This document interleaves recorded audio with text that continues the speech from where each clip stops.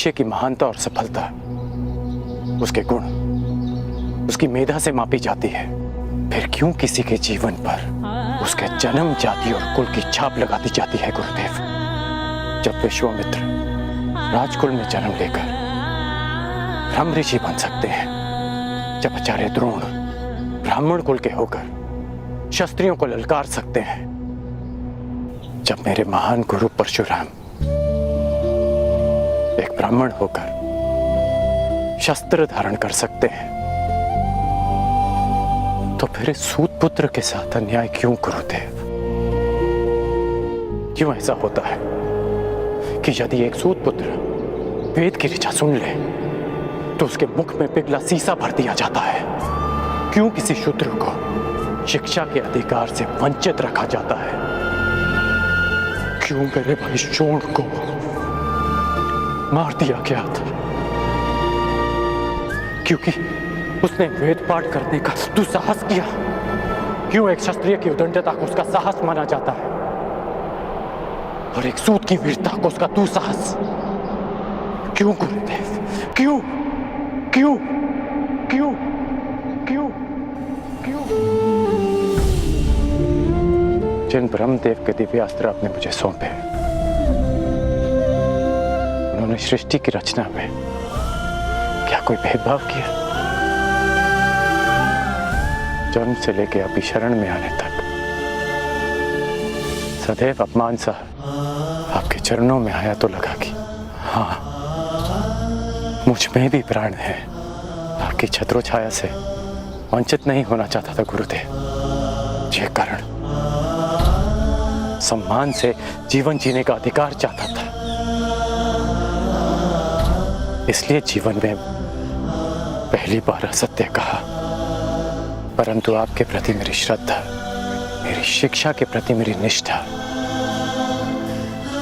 और मेरे कर्म के प्रति मेरी आस्था में किंचित भी असत्य नहीं है गुरुदेव।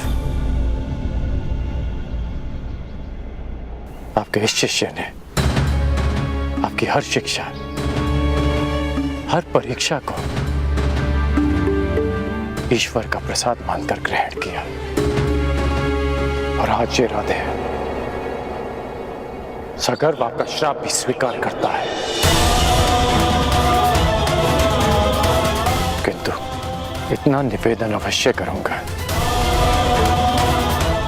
कि मेरा सूत पुत्र होना मेरे अधिकार में नहीं था।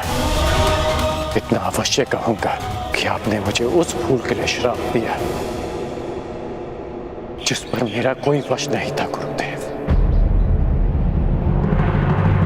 तुम्हारा तुम्हारे जन्म पर वश नहीं था, मैं जानता हूं, परंतु तुम्हारा वश कर्म पे तो था और तुम्हें श्राप तुम्हारे असत्य बोलने के कर्म के कारण मिला है। नहीं गुरुदेव, एक सूत पुत्र को श्राप मिला क्योंकि उसका जन्म ब्राह्मण कुल में नहीं हुआ, क्योंकि एक सूत होने के पश्चात भी उसने सम्मान से जीवन जीना चाहा, अपना अस्तित्व बनाना चाहा, इसलिए एक सूत पुत्र को श्राप मिला। अपने गुरु से सत्य ना बोलने की भूल तुमसे हुई है कर्ण, और एक गुरु ने अपने शिष्य का सत्य जाने बिना उसे श्राप दे दिया। ये भूल परशुराम कर बैठा।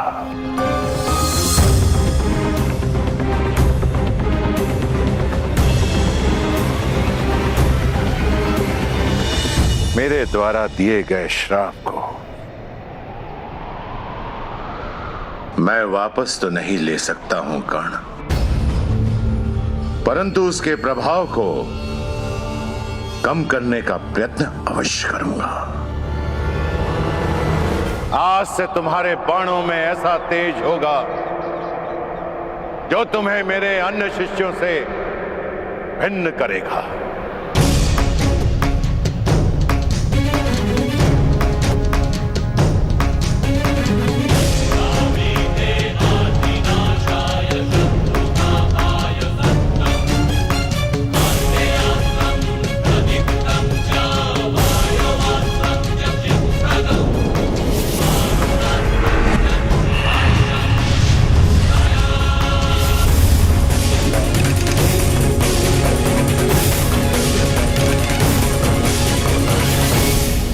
ये मेरा सबसे शक्तिशाली दिव्यास्त्र है, परंतु ब्रह्मास्त्र से अधिक नहीं।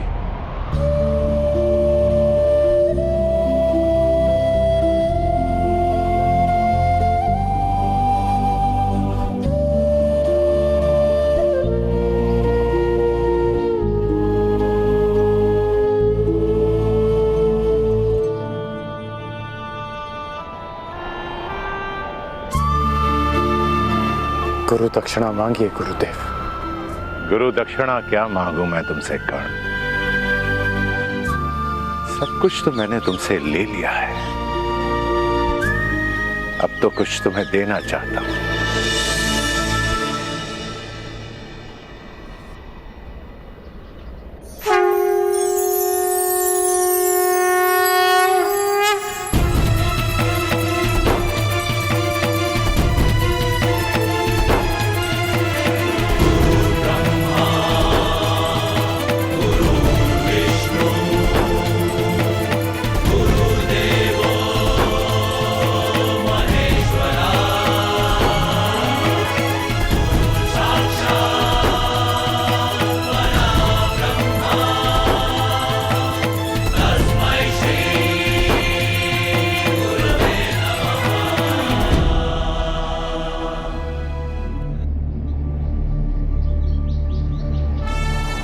ये मेरा दिव्य धनुष है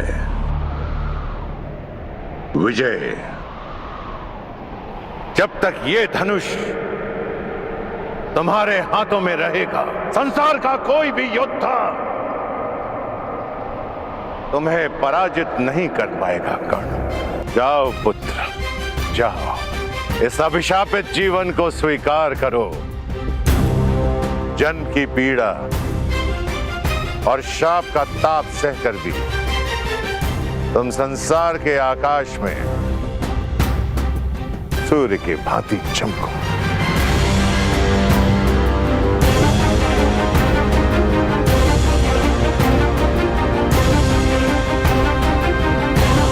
माता की मार संसार का सबसे बड़ा प्यार होता है, और गुरु का श्राप भी महादेव के प्रसाद से कम नहीं। और आपका ये श्राप ये राधेकरण अमृत समझकर स्वीकार करेगा। इतिहासकरण स्वयं में कैसे समाहित करेगा मैं नहीं जानता, लेकिन एक बात का वचन देता हूं कि आपको आपके इस शिष्य पर सदैव गर्व होगा।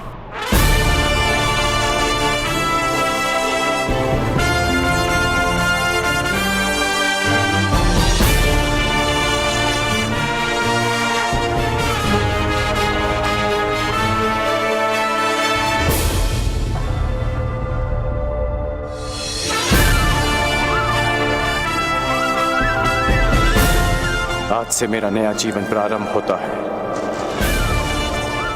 दिव्यास्त्रधारी कर्ण, और मैं अभिशापित सूत पुत्र भी, मैं जिसे जीवन का अधिकार नहीं मिला, और मैं जो इस अधिकार के लिए अपनी अंतिम श्वास तक लड़ूंगा, मैं राधेकर्ण।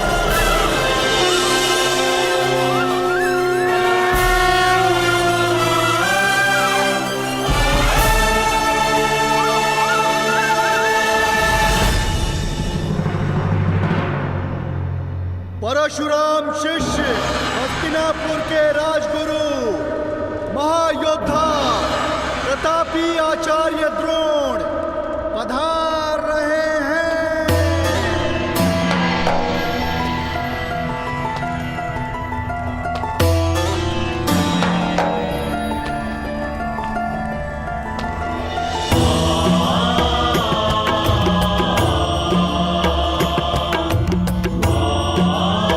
हस्तिनापुर नरेश महाराज धृतराष्ट्र की जय हो। आपके स्वर से लगता है कि रंगभूमि कुमारों के प्रदर्शन के लिए तैयार है। जी महाराज, 105 योद्धा हस्तिनापुर के आकाश में अपने शस्त्र बल का तेज फैलाने के लिए प्रस्तुत हैं।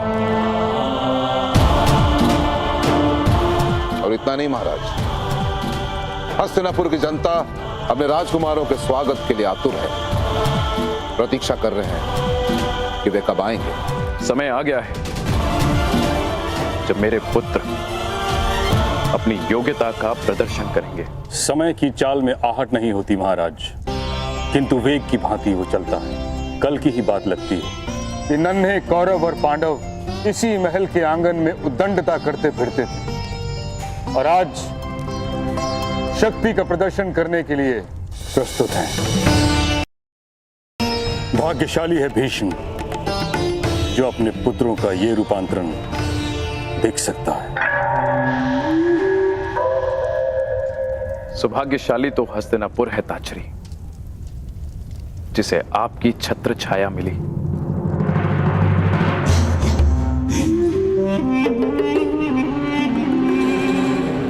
निसंदेह महाराज, निसंदेह, सत्य वचन। जिस राज्य के महाबली भीष्म और महाधनुर्धर द्रोण जैसे स्तंभ हो, वो राज्य सौभाग्यशाली होगा ही। और मुझे पूर्ण विश्वास है कि राजकुमारों का यह प्रदर्शन निश्चित रूप से हस्तिनापुर को गर्वित करेगा। आनंद दुगना हो सकता है महाराज यदि क्या शकुनी?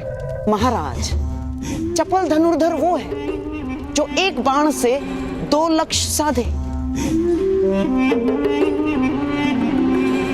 और चतुर राजनेता वो है जो एक ही आयोजन से 2 प्रयोजन सिद्ध करे। आपका तात्पर्य क्या है गंधार नरेश? यही कि क्यों न इस प्रदर्शन को एक मैत्रीपूर्ण प्रतियोगिता का रूप दे दिया जाए और कल की रंगभूमि में जो विजेता होगा उसे क्यों न युवराज घोषित कर दिया जाए महाराज।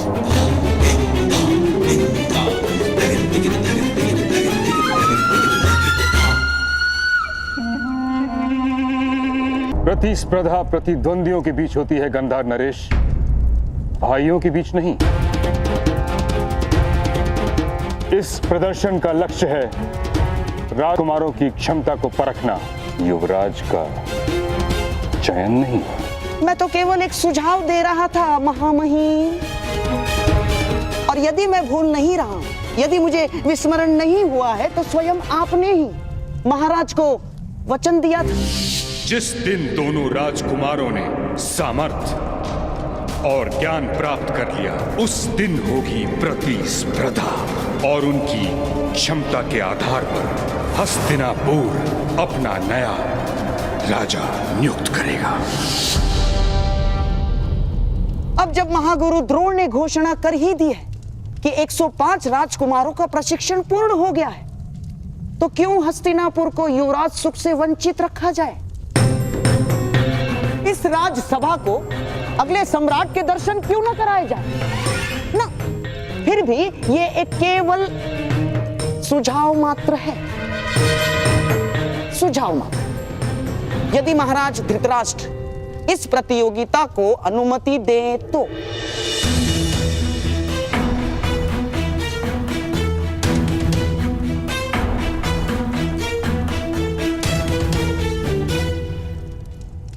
उचित कह रहे हो शकुनी। इस सुझाव पर विचार किया जा सकता है। निश्चित रूप से हस्तिनापुर को युवराज की आवश्यकता है। निश्चित रूप से युवराज की आवश्यकता है महाराज, किंतु चयन के लिए प्रतिस्पर्धा विकल्प नहीं। महामहिम का कथन सत्य है महाराज। इन 105 भाइयों को एक साथ मिलकर हस्तिनापुर की रक्षा करनी है। जो उत्तराधिकार के लिए एक दूसरे से लड़ बैठेंगे वो मिलकर किसी देश की रक्षा कैसे करेंगे? यह असंभव है महाराज। ये रंगभूमि 105 भाइयों के कौशल का प्रदर्शन स्थल है, उत्तराधिकारियों के मध्य। इसे युद्ध क्षेत्र मत बनाए। यदि रंगभूमि के इस आयोजन से युवराज के चयन का प्रयोजन सिद्ध होता है तो इसमें खोट क्या है आचार्य? खोट केवल इतना है गंधार नरेश कि कहीं भाइयों के बीच का खेल रक्त रंजित स्पर्धा में न बदल जाए। महामहिम भीष्म बिल्कुल ठीक कह रहे हैं। आचार्य, वो क्षत्रिय कैसा जो युद्ध से भयभीत हो जाए, और वो राजकुमार कैसा जो अपने राज्य की रक्षा के लिए घाव खाने से पीछे हट जाए? और क्या गुरु द्रोण को अपने शिष्यों पर इतना भी विश्वास नहीं कि वे तनिक पीड़ा सह सकेंगे?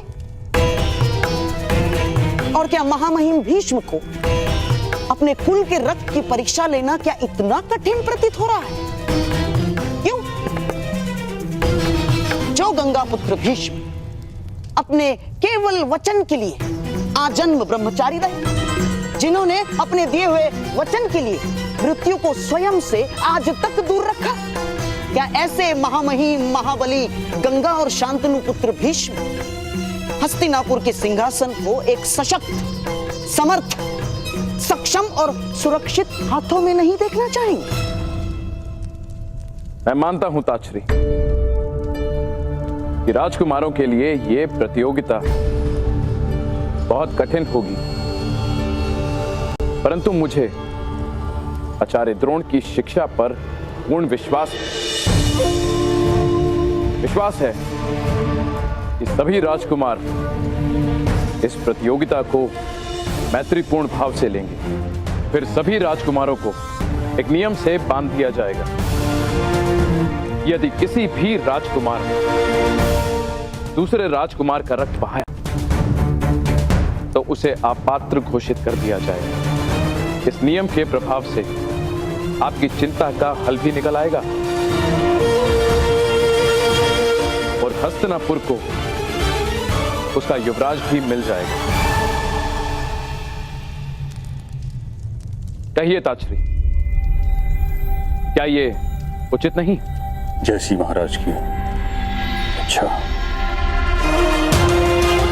तो फिर ये निश्चित रहा कि कल सभी राजकुमारों के बीच शक्ति प्रदर्शन होगा और मुझे पूर्ण विश्वास है कि विजेता वही होगा जो सर्वश्रेष्ठ होगा।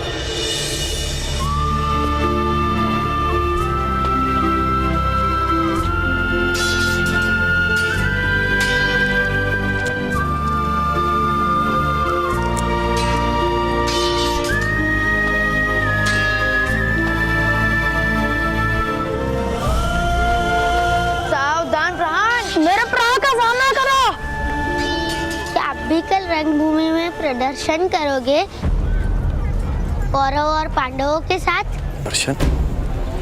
कैसा प्रदर्शन? कल हस्तिनापुर के 105 राजकुमारों का शक्ति प्रदर्शन है। सुना है कुमार अर्जुन अपने धनुर्विद्या का कौशल भी दिखाएंगे।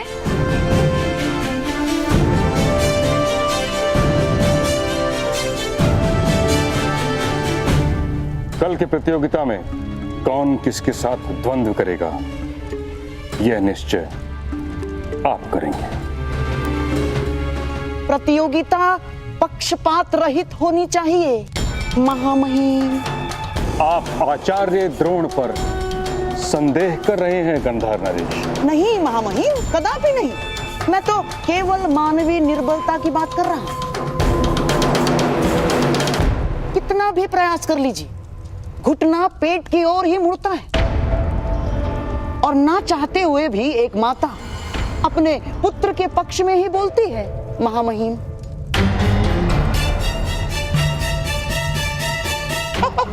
और महागुरु द्रोण का अर्जुन के प्रति प्रेम जगत विख्यात है।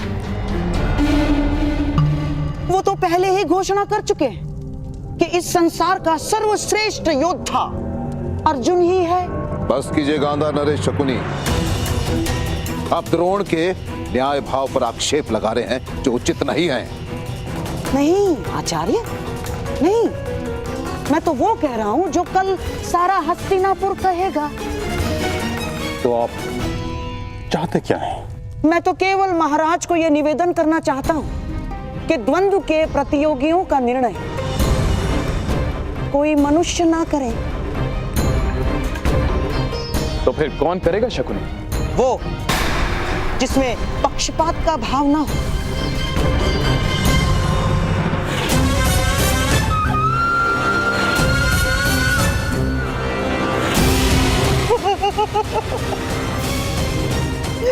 ये मेरे पास है।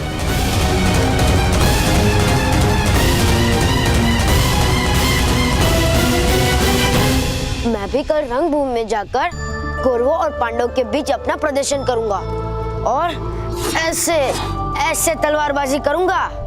मूर्ख, अज्ञानी, हमारे जैसे छोटे लोगों को दिन में स्वप्न देखने का अधिकार नहीं है। ये रंगभूमि राजपुत्रों के लिए है, तुम्हारे लिए नहीं है पुत्र। तुम लोहार के पुत्र हो, लोहार का काम करो, छोड़ो ये तलवार वलवार चलाना। अपनी निर्बलता और उस पर क्यों थोप रहे हो? हर बालक का अधिकार होता है अपना भविष्य चुनने का, अपना भाग्य स्वयं लिखने का।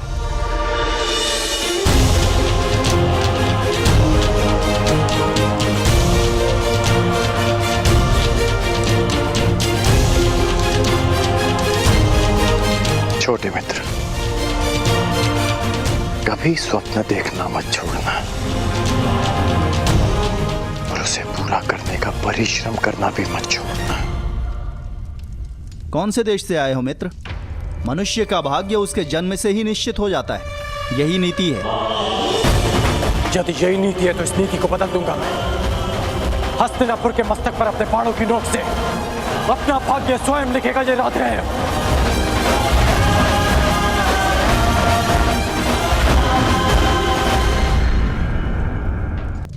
मैं महाराज से निवेदन करना चाहता हूं कि कौन किसके साथ द्वंद्व करेगा, किसका युद्ध किसके साथ होगा, इसका चयन मेरे पास ही करें।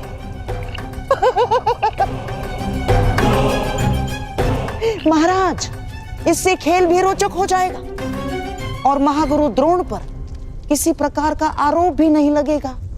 परंतु मैं शकुनी की बात से सहमत हूं ताचरी। पासों से यदि प्रतियोगियों का चयन होगा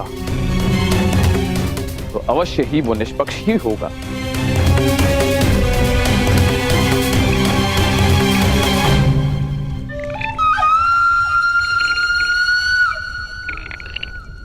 तो फिर यह निश्चित रहा, कल रंगभूमि में राजकुमारों के बीच प्रतिस्पर्धा होगी। किंतु स्मरण रहे कि प्रजा को कदापि यह ज्ञात नहीं होना चाहिए कि जीतने वाला हस्तिनापुर का युवराज होगा। प्रजा राजकुमारों के कौशल का आनंद उठाएगी और हम सब ये निर्णय करेंगे कि हस्तिनापुर का अगला युवराज कौन होगा, कौन होगा सर्वोत्तम योद्धा। यदि यही नीति है तो इस नीति को बदल दूंगा मैं। हस्तिनापुर के मस्तक पर अपने बाणों की नोक से अपना भाग्य स्वयं लिखेगा, ये याद रहे।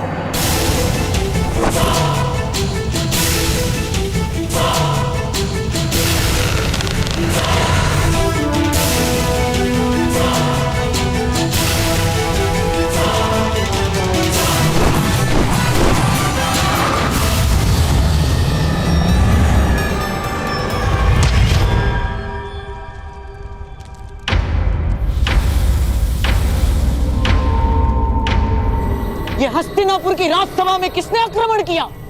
यह आक्रमण नहीं, किसी के आगमन का संदेश है। आचार्य द्रोण, इस बाण पर गुरु परशुराम का चिन्ह है। परंतु महामहिम, गुरु परशुराम के दो जीवित शिष्य आप और मैं इस राज्यसभा में उपस्थित हैं, तो फिर यही प्रश्न मुझे विचलित कर रहा है आचार्य द्रोण।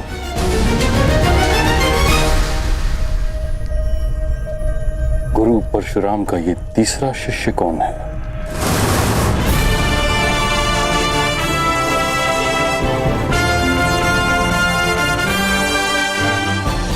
अब समय है कौशल के प्रदर्शन का।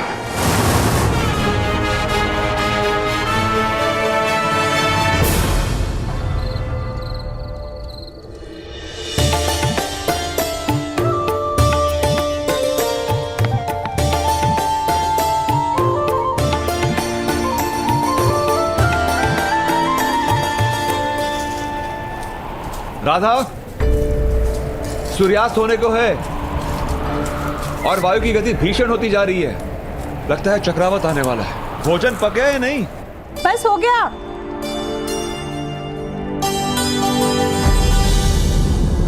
हे महादेव, ये किस धुन में खो गई मैं? 2 प्राणी के लिए इतना अधिक भोजन बना लिया।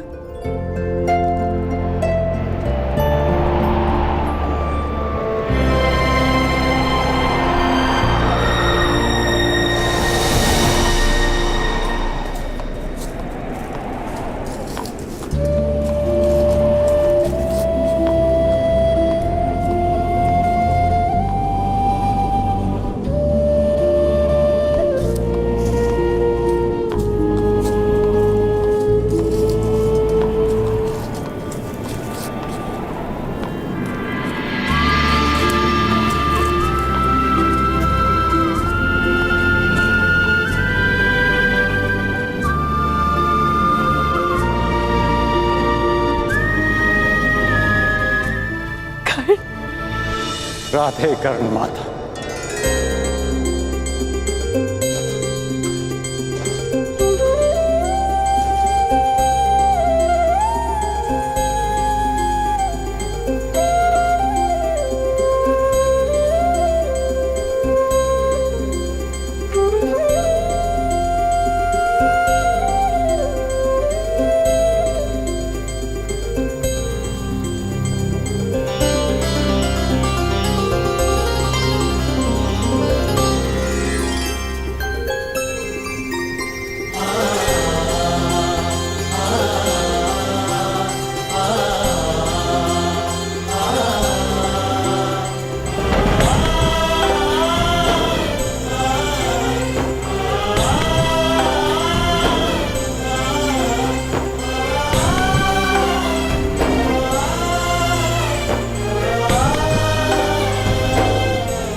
तुम आ गए पुत्र।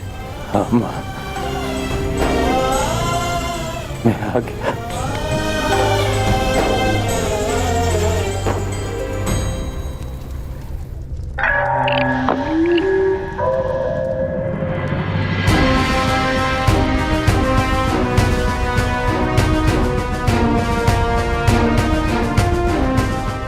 आइए गुरुपुत्र अश्वत्थामा, हमारे कक्ष में आपका स्वागत है। आप मुझसे यहाँ क्यों मिलना चाहते थे? क्योंकि इस कक्ष के अतिरिक्त हर कहीं 100 आंखें और 100 कान हैं। आंखें महामहिम भीष्म की और कान तुम्हारे पिता के।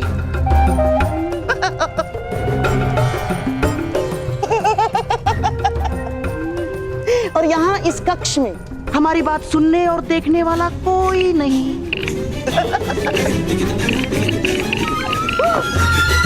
कैसी बात? यही कि कल की रंगभूमि में आप किसे विजयी होते हुए देखना चाहते हैं? मेरे होने वाले सम्राट राजकुमार दुर्योधन को या आपके पिता के प्रिय शिष्य उस अर्जुन को? उत्तर आप अच्छी तरह से जानते हैं गांधार नरेश। अर्जुन वो शूल है जिसे मेरे पिताश्री ने स्वयं अपने हाथों से मेरे वक्ष में घोंप दिया। पिताश्री ने सदैव उसे अधिक प्रेम दिया, जन्म मुझे दिया, परंतु एक पिता की धरोहर, अपना सारा ज्ञान उसे सौंप दिया। निश्चित रूप से अश्वत्थामा उस अर्जुन की पराजय देखना चाहता है। कल की स्पर्धा में कुमार दुर्योधन ही विजयी होने चाहिए। जिन लोगों के शत्रु एक हों, उन्हें आपस में मित्रता कर लेनी चाहिए अश्वत्थामा। हमारा स्वप्न एक है और वो स्वप्न पूरा होने में बाधा भी एक ही है। अर्जुन। तो उस बाधा को दूर करने का कोई हल सोचा है आपने? उसका हल बताने के लिए तो आपको यहाँ बुलाया है।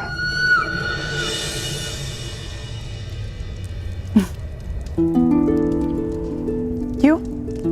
आश्रम में भरपेट भोजन नहीं मिलता था? मिलता था, परंतु उसमें माता के हाथ का स्वाद नहीं था।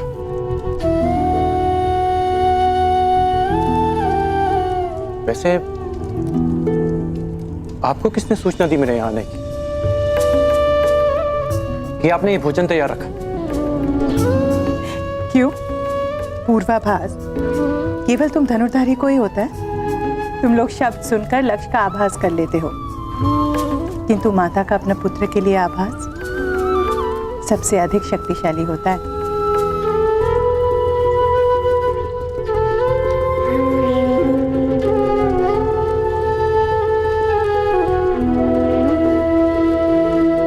माता जानती है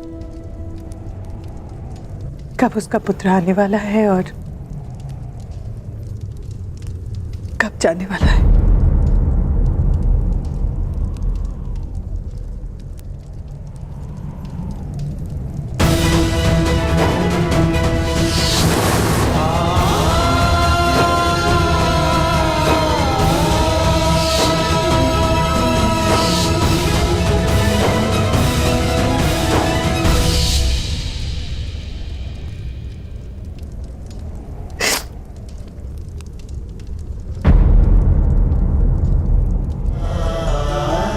आभास भले ही ना हो,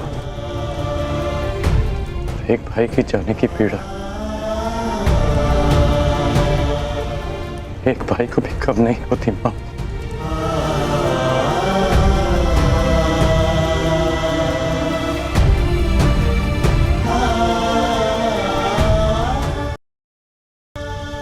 प्रशिक्षण कैसा रहा तुम्हारा? गुरुदेव को अधिक सताया तो नहीं? आप विषय को टाल रहे हैं।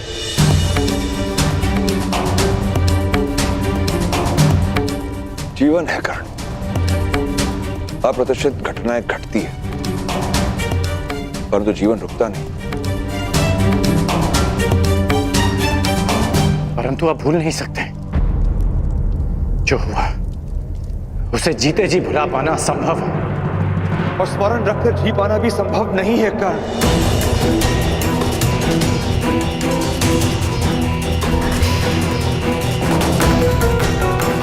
वो क्षत्रिय हैं, राजकुल के लोग हैं, उनके पास बल है, अधिकार है।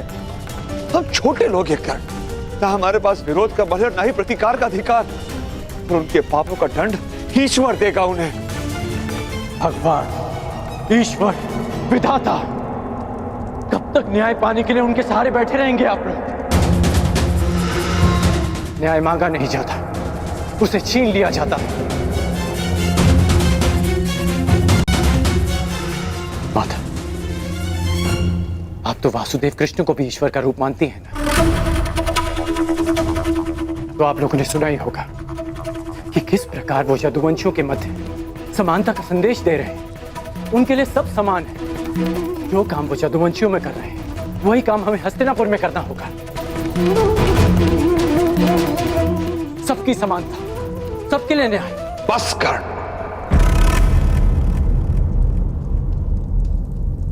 तनिक नहीं बदले तुम।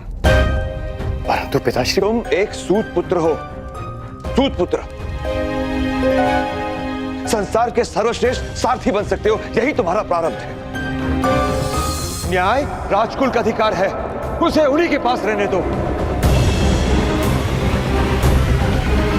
देखा है उनका न्याय, वो न्याय जो शोन को मिला था। मेरे भाई की हत्या कर दी गई, उसे मार दिया गया था। इसे आप न्याय कहते हैं?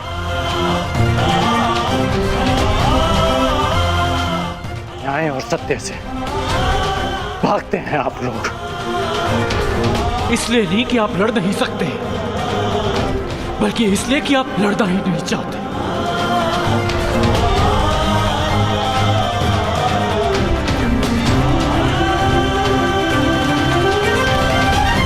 होने से प्रारब्ध नहीं बदलता पिताश्री।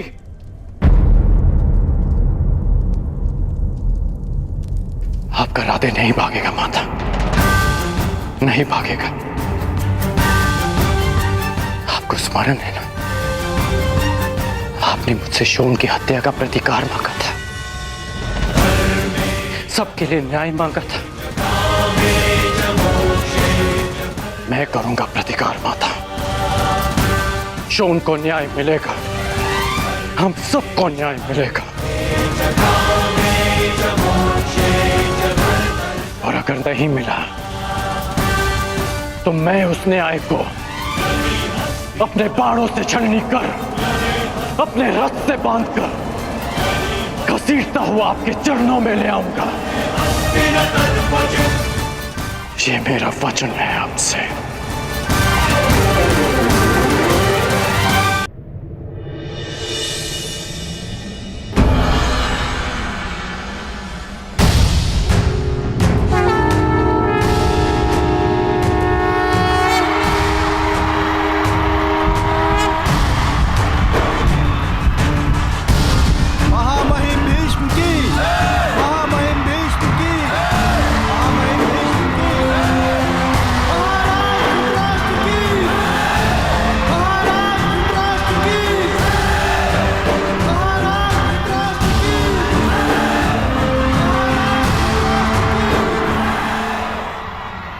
हस्तिनापुर के सभी निवासियों का इस रंगभूमि में स्वागत है। आज हस्तिनापुर के 105 राजकुमार अपने प्रशिक्षण का प्रदर्शन करेंगे, जिसके पश्चात आप सबको विश्वास हो जाएगा कि आने वाले कई दशकों तक हस्तिनापुर सुरक्षित रहेगा। हर युद्ध से, हर आक्रमण से हस्तिनापुर की ओर कोई चुनौती नहीं दे पाएगा। यद्यपि हस्तिनापुर का कोई शत्रु अस्तित्व में नहीं है, और यदि है तो यह उसको चुनौती है कि भीष्म के साथ साथ हस्तिनापुर में 105 योद्धा उपस्थित हैं उसकी सुरक्षा के लिए। ताक्षरी इतना समय क्यों लगा रहे हैं विदुर? स्पर्धा प्रारंभ क्यों नहीं कर रहे? अब प्रतीक्षा नहीं होती। मैं दुर्योधन, मैं जानना चाहता हूं कि अब मेरा उत्तराधिकारी कौन बनेगा। हमारा सौभाग्य है कि हमारे समक्ष गुरु द्रोण उपस्थित हैं, जिन्होंने अपने शिष्यों को पाषाण खंडों से निखारकर रत्न बनाया है। वो स्वयं अपने शिष्यों का परिचय दें। हस्तिनापुर के वासियों, मैं आज बहुत संतुष्ट हूं। मां महिम भीष्म ने मुझे 105 दीपक सौंपे थे, और आज वो दीपक सूर्य के भांति चमकेंगे और हस्तिनापुर के आकाश को प्रकाशित करेंगे। अब आपके समक्ष वो प्रस्तुत होंगे जो इन 105 राजकुमारों में सबसे ज्येष्ठ हैं, धर्म और कर्म में चित, युद्ध में स्थिर कुमार युधिष्ठिर। युधिष्ठिर, युधिष्ठिर, कुमार युधिष्ठिर की, कुमार युधिष्ठिर की, कुमार युधिष्ठिर की।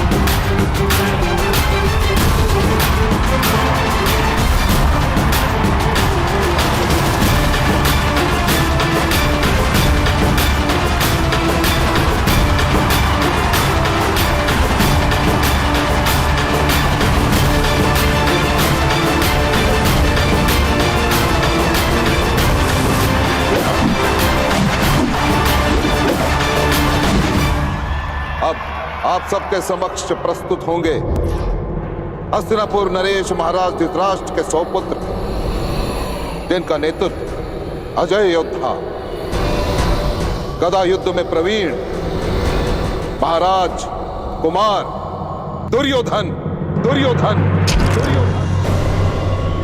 कुमार दुर्योधन की, कुमार दुर्योधन की, कुमार दुर्योधन की, कुमार दुर्योधन की, कुमार दुर्योधन की।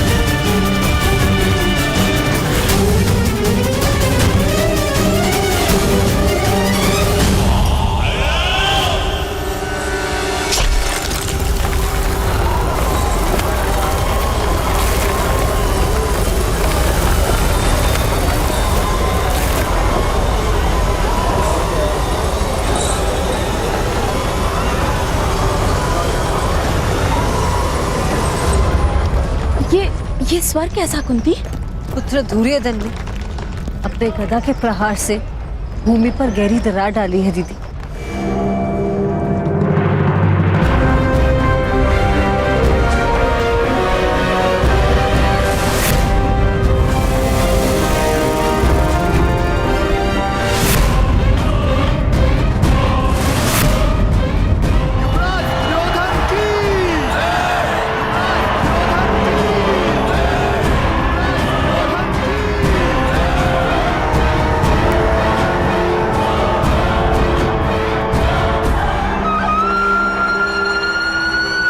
महाराज धृतराष्ट्र, पितामह भीष्म समेत उपस्थित सभी को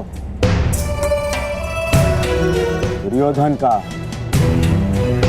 प्रणाम।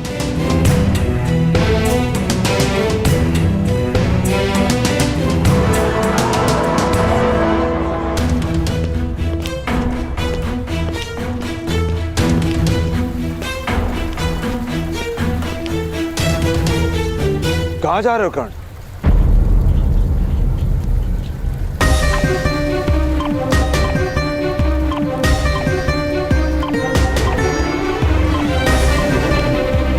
उत्तर आप जानते हैं, कुमारों का प्रदर्शन देखने जा रहा हूं।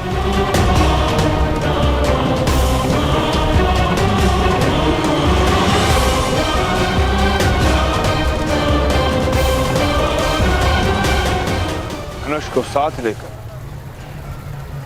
तुम कहीं नहीं जा रहे हो।